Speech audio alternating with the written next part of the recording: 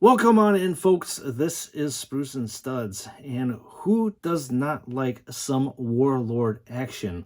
We all know that on the tabletop game, Warlords are very, very powerful characters that have some very powerful buffs, at least in 9th edition. 10th edition, I'm not exactly too sure. But anyways, I digress. In this video, we are going to be taking a look at one of the warlords for the Sisters of Battle, specifically the Morvenn Vahl. And we will see exactly what JoyToy has prepared for us in this review video. Let's see what the Sisters machine is all about.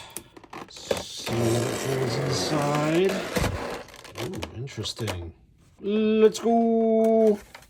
Just by looking at this action figure, there is a lot to take in. This definitely looks very Adeptus Custodes-esque with the golden armor that stands out. So let's take a look at these statues up here. These statues look very, very gothic, and I will have to say that there is extensive shading that's happening in between the feathers on this statue's wings, and that is the case on the other side as well. So both of the statues on each side have power swords, I'm going to assume.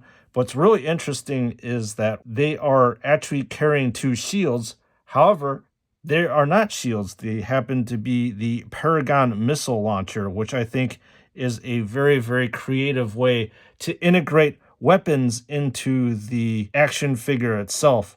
It almost looks seamless, and it looks like it actually does belong on this action figure. So up top here, you have two fleur-de-lis, and this particular fleur-de-lis does have a skull that is out in front of it. So you can see that the action figure is gold up top, but you also do see these nice silver highlights that are on the edges, which really make this gold pop. And then if we look at the shoulder pad, you get that same fleur-de-lis that has a skull in the center of it.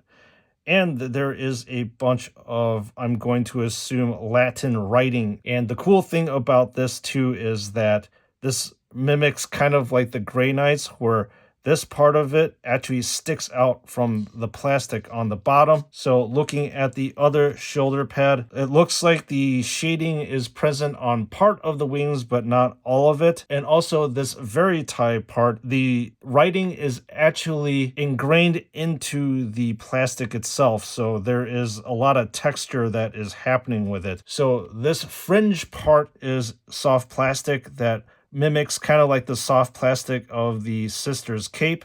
You can see that there is highlighting that's happening with this. And the right arm here is a very nice gold color, and it's been highlighted up with that silver. And once again, to nobody's surprise, you get to see a fleur-de-lis as well as a purity seal that's here. Attached to this right arm is a hose for the Lance of Illumination, which I will get to in a second. However, let's take a look at this sister's left arm, which is dominated by Fidelis, which is a gigantic and souped up heavy bolter. So just by looking at the front of this heavy bolter, it is very ornate in that, well, it's almost like a shield pattern, and there is a Sanctorum and a Prior's banner. And it's nice that the targeting area for the heavy bolter is a translucent metallic red. You have the dark gunmetal color that's been dry brushed with this light silver. And moving on down, there is a very extensive and detailed ammo belt that is fed from this magazine here all the way up to the heavy bolter itself. And then while we are on the topic of weapons, we're going to take a look at the tip of the Lance of Illumination. So the lance is a dark gunmetal color. However, there is no color transition that we're used to from that dark gunmetal to the light silver. In fact, there's no weathering that's happening with the tip of the lance itself. You do have the characteristic blue power node that is airbrushed on both sides. And looking at the middle section of it, it is obviously a gold color. However, it's a little disappointing that we did not see any shading here. And another thing that I would have to point out is I really don't like it how this is actually attached to the action figure. I really like it when the action figures have free weapons, if you know what I mean. Okay, so moving on to the center of this action figure, you get to see the sister that is rocking a helmet. She's got red lenses that are happening. There are also some laurels that are surrounding the top of this helmet. There is a double quilla on the front, which is very ornate. Lots of extensive silver highlighting. So again, I'll have to say this area could have benefited with a little bit of shading. And you can see, just like the Paragon Warsuit, that this Warlord suit of armor is also powered by the same kind of mechanisms here. The sister is not removable, unfortunately. And in the middle of this action figure, there's this sort of belt kind of thing with a skull in the middle of the buckle. You also have the same characteristic amulet that's hanging down from all the sisters. And looking at the skirted area, there is a nice silver embroidery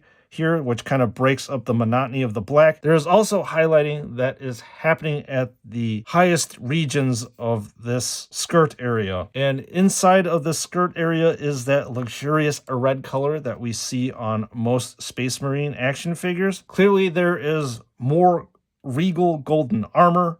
There is a skull on the shin area. And on this side, there appears to be some sort of praying sister here. And all of these have a bunch of fleur-de-lis everywhere. There is some shading that's happening within the recesses of the armor plating, although it is very light. So that is the body of the Morvenn Vahl. Let's take a look at the shaft of the spear. And the shaft of the spear is actually very, very cool looking. So you get a nice color contrast between the gold and the silver right here. And there is a ton of texture that is on the shaft of the spear. It looks like a bunch of fleur-de-lis that are stacked on top of each other, and also there is heavy shading that's happening as well. And on the end of the spear, there's also a bunch of spikes, which adds a lot of different kind of texture to this action figure. And the final thing that we will take a look at is the face of this action figure that was supplied to us. And she's got a shock of white hair that is running down, and you can also see that there is extensive highlighting on the top of her head. On my particular face, it kind of looks like she's cross-eyed, but it's not the worst face that I have seen. And then she's got rosy cheeks and a rosy lip. So let's take a quick look at the articulation of this action figure. So one thing that I'm going to comment is, just like the Paragon Warsuit, I believe that these joints are all metal, which is very nice. So the pauldron area is completely separate from the arm. You can actually twist the arm around 360 degrees with no problems whatsoever. I really like it how it's constructed here. The elbow, this is the maximum extension back that you can go. And then you can bend it close to 90 degrees right here. With the wrist, this is as far back as you can go. And then this is as far up as you can go. About the forearm area, you can spin this around 360 degrees. Very fluid with motion. You can also spin the wrist area around 360 degrees as well. With the arm area, it appears that this is the maximum range of motion that you can push it back. There is a piece of armor that kind of prevents the sister from bending her arm back. And then this is about as forward as you can go with it. So there is also a fairly decent range of motion with this sister right here. Now, let's see what the range of motion is with Fidelis. Theoretically, without the ammo belt right here, as well as the wiring, you can spin this thing 360 degrees, although I'm going to have to say that these parts do hinder some motion, which is expected. And this is just about how much you can move Fidelis up front. The arms do actually go fairly far out laterally. About this torso area, it should be 360 degrees of motion, which it is, although you have to kind of maneuver this part around. With the leg area, this is the maximum that you could kick it out. This is the maximum that you can kick it back. There is extensive lateral movement out right here. And then the knee area, this is how far that you can bend it. You can bend it back almost 45 degrees. And then finally, with about the ankle area, this is about the range of motion that you can have. All right, folks, that is the review of the Morvenn Vahl. Let me close this out with my final thoughts. So, folks, this is not a bad start to 2024, although I would have to say this is not a bad end for 2023, as this actually was released at the tail end of 2023.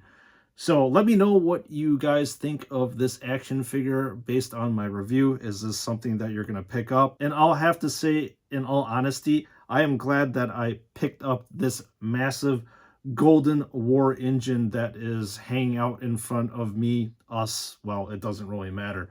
So again, there's a lot to like about this action figure. First of all is the color. I really like the gold on this action figure. It really reminds me of the Adeptus Custodes armor. And I have said in all my Adeptus Custodes review video, I am just absolutely enthralled with the gold as well as those silvered highlights. What else is there to like? Well, what else is there not to like? I think that this Lance of Illumination, it's actually really, really massive once you put the shaft of it on.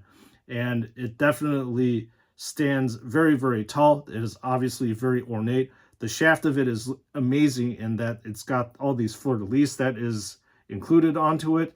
And then I'll have to say Fidelis is also a very excellent looking Stormbolter, although I think that, again, as I said before in my other Retributor Sisters review video, it would be a little bit better if it was actually black in terms of the casing. It would help it stand out. When you're actually picking up this action figure, it does have a lot of heft, and it does feel like a premium action figure. So do I recommend this action figure to you? If obviously you are a Adepta Sororitas action figure collector, then this is, again, a must-have for you.